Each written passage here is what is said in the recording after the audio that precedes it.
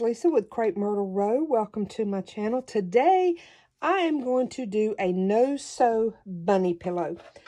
If you've been watching my channel for a while, in some thrift hauls, I showed you this bunny plate, or it's like a tray. And it says 50 cents on it. I got it for 40 cents. They had it on sale. But I had been wanting to make me some little bunny pillows, just sit around in some of my rocking chairs for Easter. And I had been looking online for a shape, and this is the general shape that I wanted. And I just couldn't find what I wanted. And then one day I go into a thrift store, and here's this tray. And I thought, well, that's perfect to lay it down and trace around it. And I like it because it's not too intricate, you know, like the shapes. There's not like a lot of very deep. I mean, this one's a little deep going into this corner, but that shouldn't be a problem. And you could definitely sew this if you wanted to. But I know I had a few people respond when I told them what I was going to do. And they said they would prefer me to show a no-sew option. Because, you know, not everybody likes to sew or knows how to sew. So I'm going to do this as a no-sew project. And what I'm using, excuse me, is this pillow sham that I found at a thrift store. I think it might have been $1, maybe $2. And I got plenty of room there. And then even on the back side where it splits, this fits there too. So I could actually get about 2 pillows out of this if I wanted to. So what I'm going to do right now is I'm just going to go around and cut this apart so that I have all my separate pieces of cloth.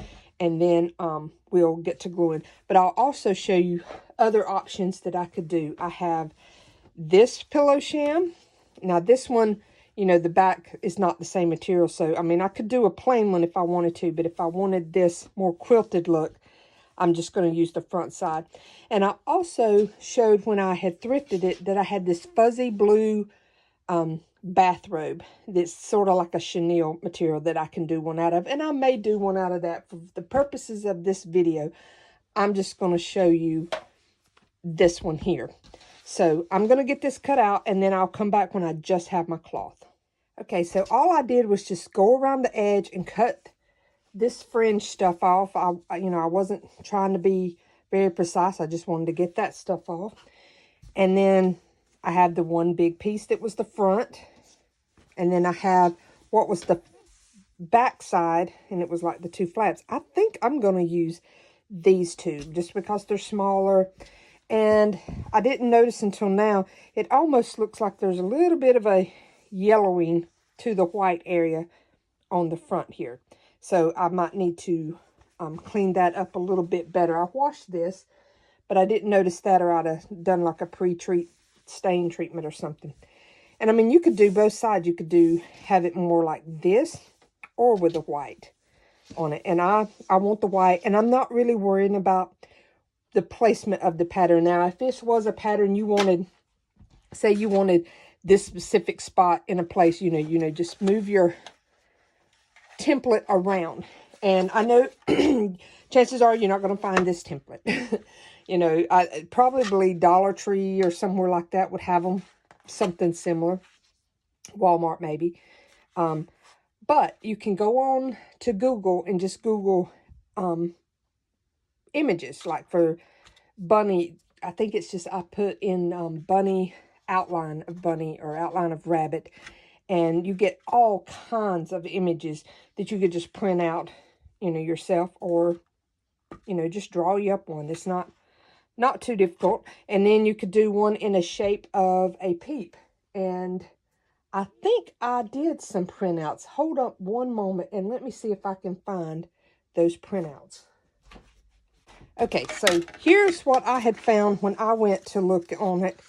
I had found a printout of one that would be more like a long peep shape. And then when you print them out, you would just, you know, line this line up with that and a star up, tape it together, and then you would have your big pattern. That was one I had gotten offline. Excuse me. Y'all, my allergies. Everything's starting to bloom around here. And the trees and stuff, the tree pollen really gets to me. And I guess this is where I found it. And then again, this one was a more simple bunny also that you could print out and then take together and have a pattern. So that's the kind of thing I'm talking about you can usually find on there where somebody else has already took the time to make it into a pattern. But when I saw this one, I really loved it. So I'm just going to, I think I'm going to try to save time and cut these out at the same time. I mean, 2 of them at the same time. Just like if you were actually sewing them and you would put, normally when you'd sew, you'd put right sides together to cut out. But on this one, since I'm going to glue it, I'm just going to do it like this. And you know, I could even, I don't know. It is possible that I could even get another one out in that direction if I laid it out just right. But I'm just wanting the one out of this pattern. So I'm going to lay it down here. And then I'm going to take, I've got like a little Sharpie pen. And I'm just going to try to trace around this. And I hope it's picking up enough that I'll see it to cut it out. I got enough of it laid out here that now I can just cut this out. So I'm going to do that. And then when I come back, we'll have the step. Okay, so I've got it cut out. And I tried to, you know, stay away from my ink pen marks so that it wouldn't show. A little bit of it shows here, but I may be okay when it's done. Because I'm going to glue it just a slightly inside of the line so that I can kind of pick and make that little frayed out edge. And what I'm going to use is one of these pillows I thrifted. And I thought I would use it during the fall, and I never have. I've had it for a few years, and I never seem to want to use it.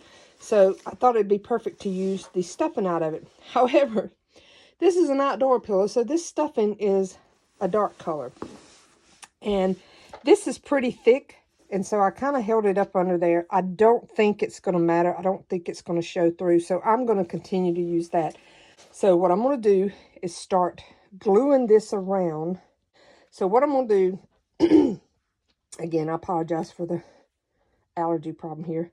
I'm just going to come in maybe 1/8 of an inch, 1/4 inch, and do a thin bead around the edge. And then I'm probably going to leave it open down here at the bottom because that'll be the easiest for me to get in and stuff. So I'm going to let this cool off, make sure the glue's all good and cool. I'm going to go around and check, you know, all my seams, make sure like that, you know, kind of pull in there, that all looks like it's together. And then I'm just going to take the stuffing and go up in there. And let me get, I have this long brush with this pointy end, and that will be perfect for, like when I put this in here, and it's a small opening. If I can get it in, this stuff is slick. So then I can take this point of this stuffing, then I can take and just continue to push the stuffing in there. So I'm just going to go ahead and do that, continue around stuffing it, and then I'll hold off on closing it off to the end. So I'll be right back. Okay, so now I've got it good and stuffed, you know, just taking my fingers and the end of this thing. And if you don't have like a brush like this, use the end of a wooden spoon or a plastic spoon like you use in your kitchen. Use the handle of it. Get up in there. You can do a lot of it with your fingers, but, you know, that just helps get in there a little bit tighter. So now I have that open, and I'm just going to push back a little bit and put the glue right down through there like I did before. And then just close it off. Let that cool a little bit. Let me turn my thing off there. Sort of stop dripping glue all over everything. And then just kind of manipulate your stuffing after you've got it there. Now I could stop here.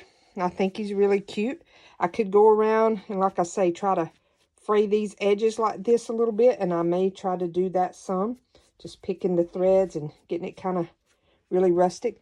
And then I have this spool of lace, that I think it'd be really cute to come around and just tie a little bow. Now, you've got just a simple little bunny pillow to be as an accent pillow sitting on your bed or whatever you want to use it for. But I think that turned out really cute. What do you guys think? But, and there, you know, you could do all kind of things. I think I might do the ones that shaped like the Peeps. That might be what I use this yellow one. Do the one that's shaped more like the Marshmallow Peeps. And have a couple of different ones sitting there with it.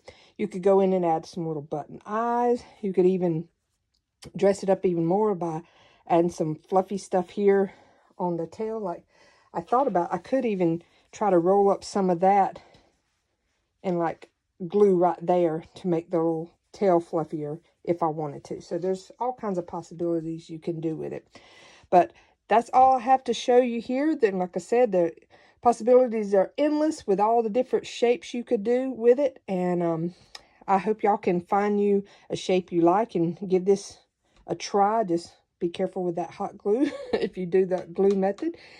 And if you don't already subscribe to me, I would love for you to join my YouTube family and come over to Instagram, Facebook, Pinterest. But I hope y'all have a very blessed day. Bye.